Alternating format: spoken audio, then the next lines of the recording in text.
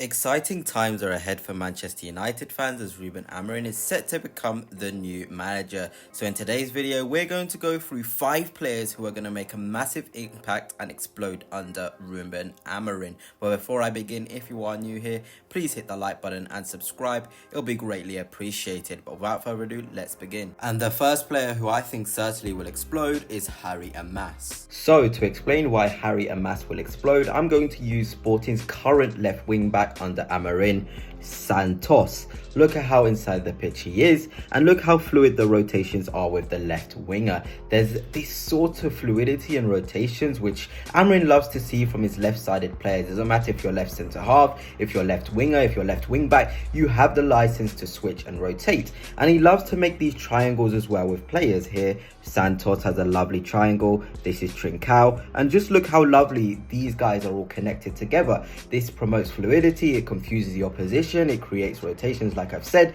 and this is what top teams do. They have constant rotations all over the pitch.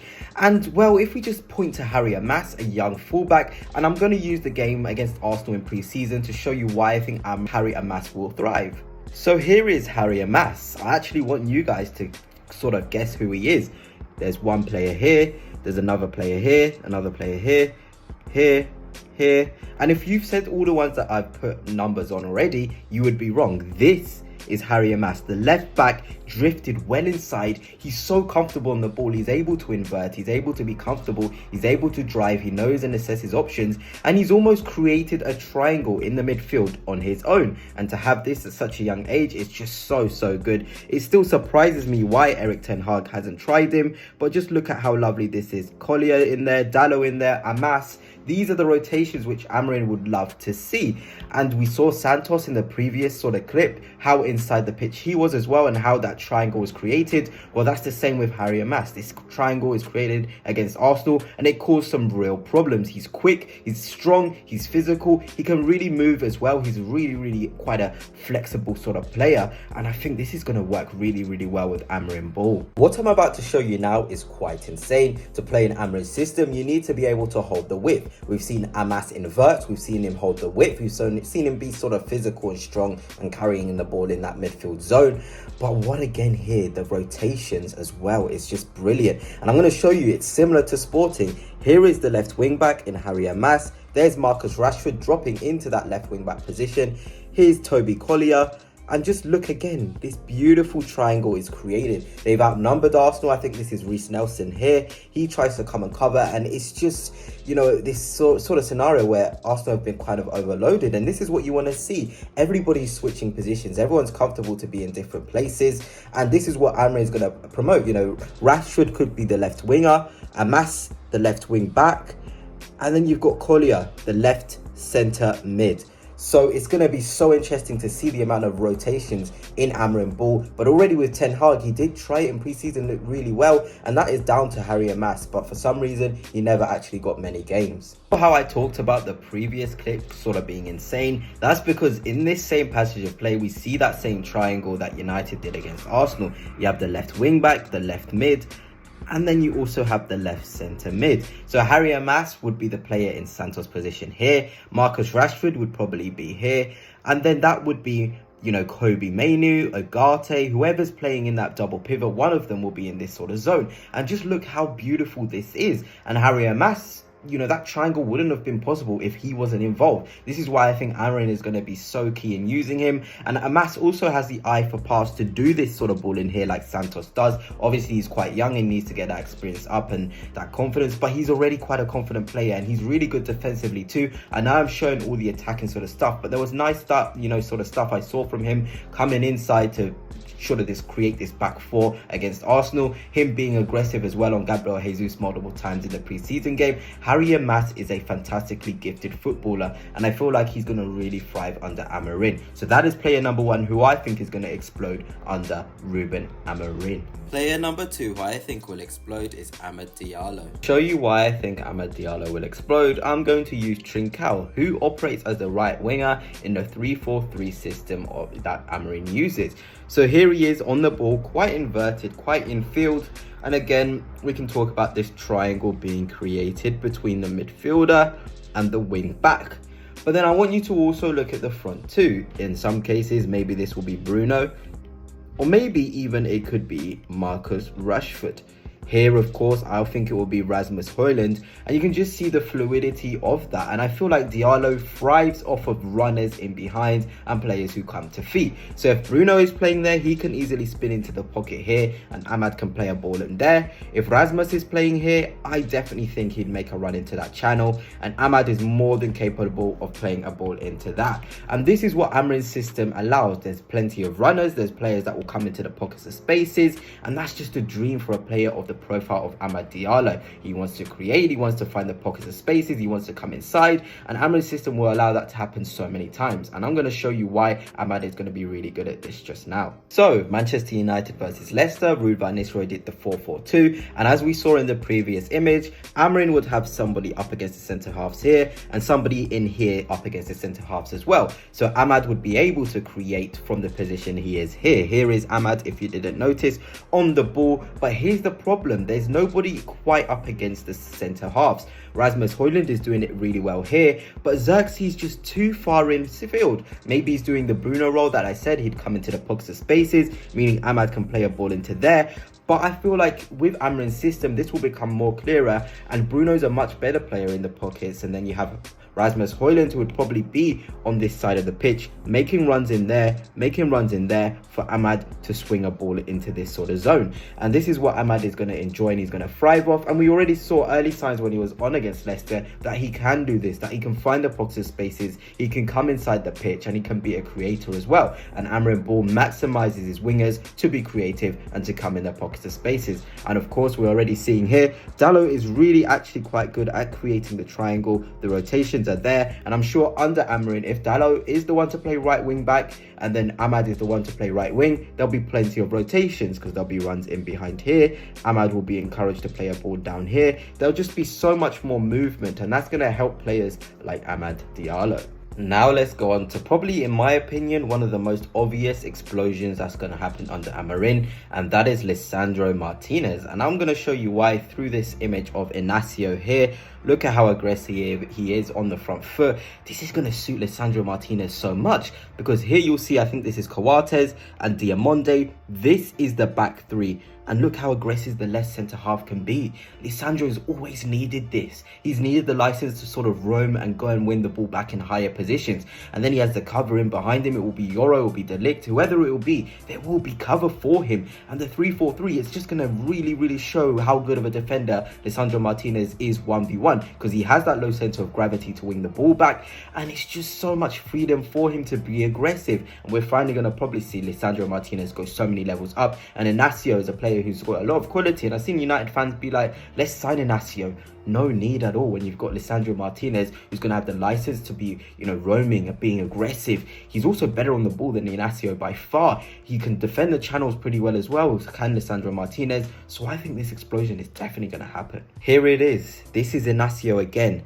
And he drives into this space. He can do that. Why? Because he's the left centre half and he doesn't have to worry about what's behind him, because he has two centre halves who are going to fill in those gaps. He drives into this space, and then he plays a lovely little ball into the path of the attacker who's running onto this. This could be Hojlund, this could even be Rashford, this could be Garnacho, this could be Amad. It doesn't matter, it's so fluid up there. There will be runners in the midfield. Mainly will be asked to go on beyond the centre forward and the wingers.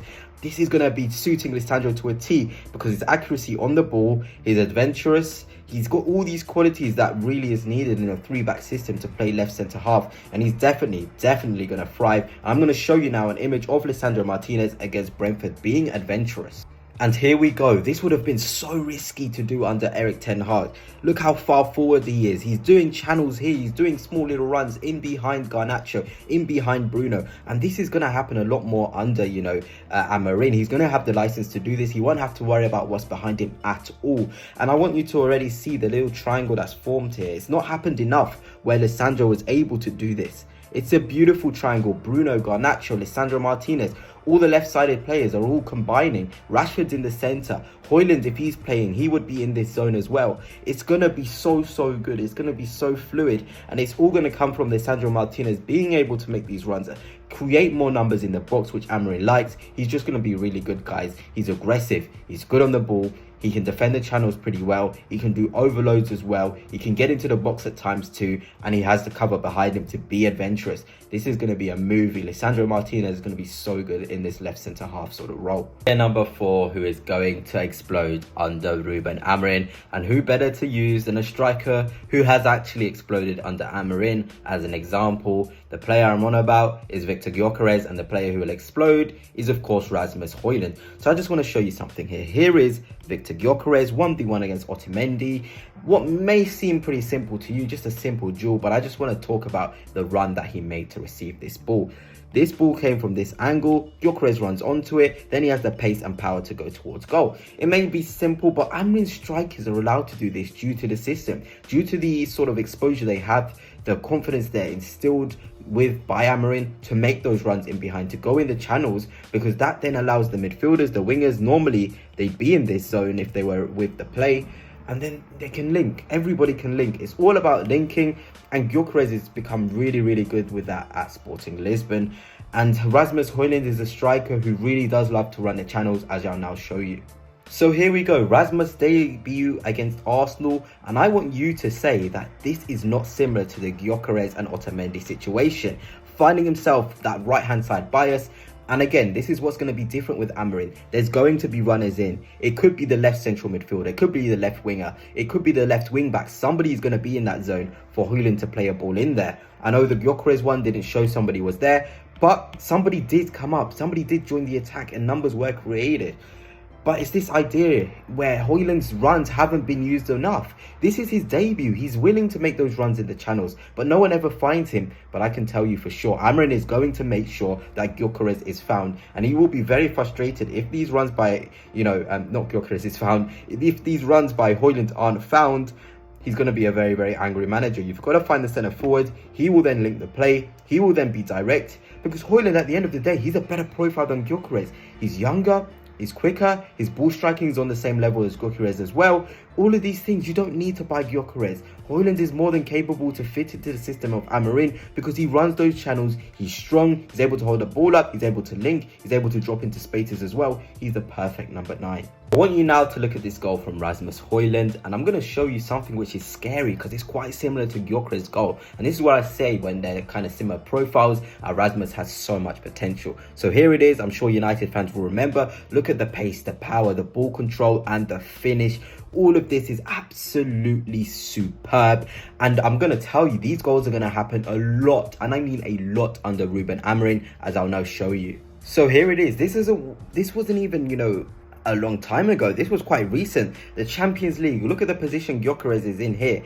On his own, similar to where Rasmus Hojlund started, and I want to show you where he ended up. He's here, round the keeper, and he finishes really well. So similar, and this is again because of Amorim's system. He allows his strikers to go onto the wings to create these opportunities for themselves. You've got to be a good ball carrier. You've got to have pace and power to go in front of defenders, and Gyökeres, of course, he has the finish too. And I can just imagine, it's going through my head multiple times, that Rasmus Hojlund is going to get these chances and do the same thing because he's young, he's clinical, he's got a good head about him, he's got a great mentality. I really do think, Manchester United fans, just stick with Rasmus Hojlund because he's going to be a Gyökeres type. He's going to score these goals and you're going to think, wow, we've got a fantastic centre forward. Oh, it would be lovely to give a player number 5, but I've been just so torn by 2 players who I think are going to explode in Amorim's system, and that is Bruno Fernandes and Bruno and Ugarte. So I'm just going to talk about them, no real analysis here. I just feel like the both of them in Amorim's system will really thrive. Ugarte will be tasked with winning the ball back, just staying in his central position, not tasked with being on the ball too much, although I think he has the quality to do so. I just feel like he's better just ball winning, just being aggressive, winning those tackles, because the player next to him, that's going to be Kobe Mainu, I'm most likely sure that's going to happen, is going to be the one who's being adventurous. And I feel like Ugarte just sort of thrives being that single sort of defensive player with the spacing and around him. He's able to really hone in and intercept balls, make tackles and all of that good stuff. And of course, Bruno Fernandes, I feel like he'll be part of that front three in the sense that he'll be left wing, right wing, rotating with whoever that is there. getting in the pockets of spaces, creating for the centre forward who is going to be Rasmus Hojlund. I feel like the link play, the pockets of space he'll be picking up, the passes he'll be able to do, is going to be really dangerous, especially in this 3 centre-back system. If Lisandro gets forward too, or the right centre-half when Euro comes back gets forward too, United are going to be so dangerous. They're just going to have so many attacking players in the final third, because Amorim's all about high risk, high reward. It may be quite annoying to play with first. There may be many games where you concede goals, you're like thinking, wow, wow, wow. But you've got to stick with Amorim. He has a plan, and I think he's a very talented manager. But anyway, that's it for now. Hope you have enjoyed. Please make sure you have subscribed and liked. And until next time, peace.